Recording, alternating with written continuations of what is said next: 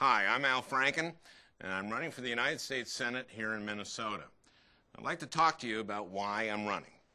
Now, I'm not a typical politician. I've spent most of my career as a comedian.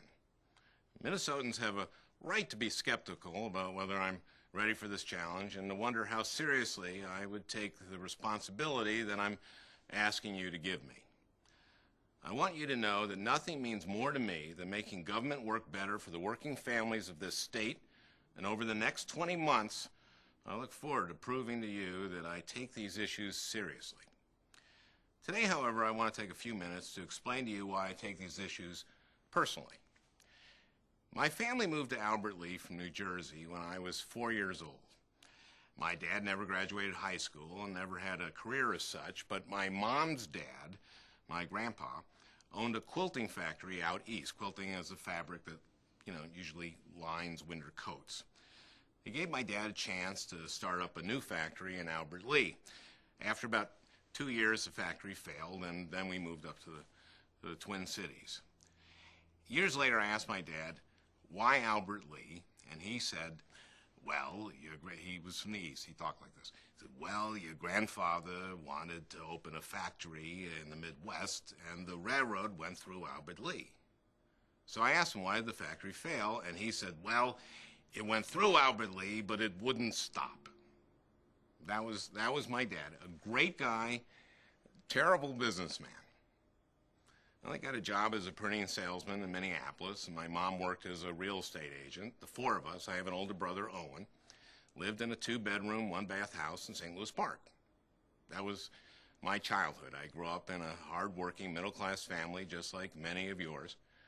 And as a middle-class kid growing up in Minnesota back then, I felt like I was the luckiest kid in the world. And you know what? I was. My wife, Franny, whom I met freshman year of college, wasn't quite as lucky.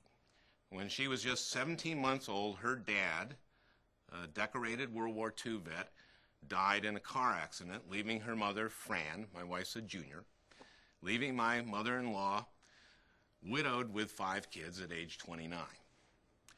My mother-in-law worked in the produce department of a grocery store, but my wife's family made it because of Social Security survivor benefits. Sometimes there wasn't enough food on the table.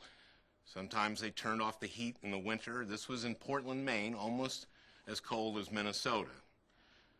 But they made it. Every single one of the 4 girls in Franny's family went to college thanks to Pell Grants and other scholarships. My brother-in-law, Neil, went into the Coast Guard, where he became an electrical engineer.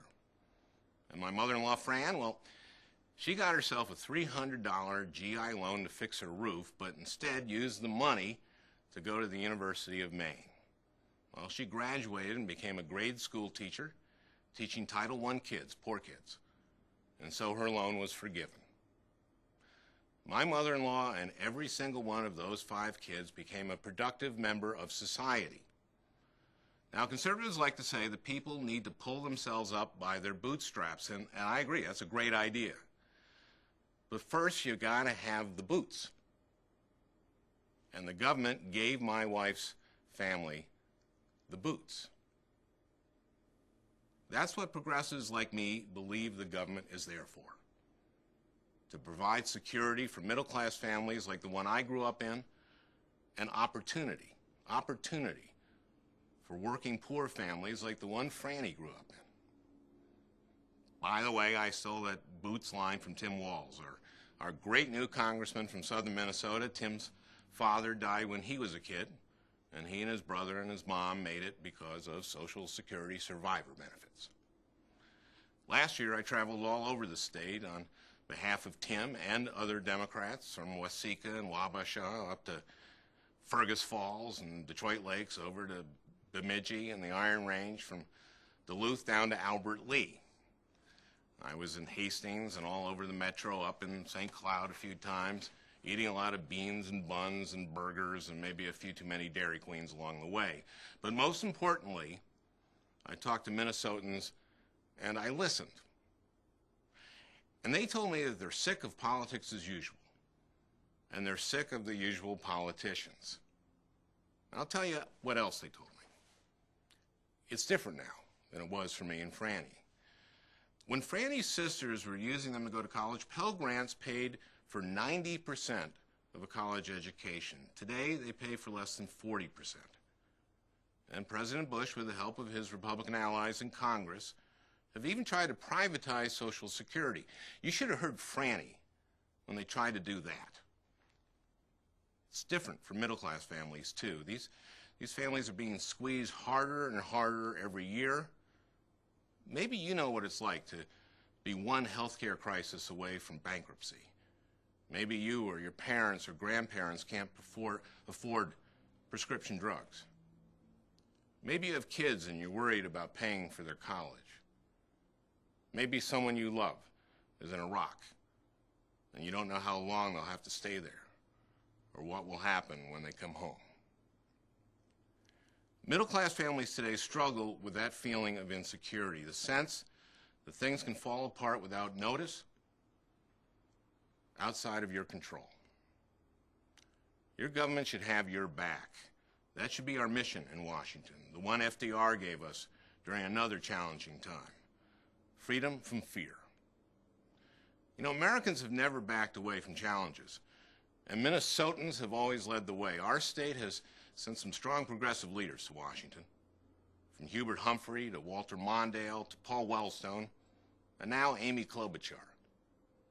Minnesota's public servants might not always look and sound like typical politicians, but they stand by their principles and lead by their values. That's the kind of leader I think we need more of these days. And that's the kind of senator I'll be. You know, President Clinton used to say that there is nothing wrong with America that can't be fixed by what's right with America. Or, as I would add, by what's right with Minnesota.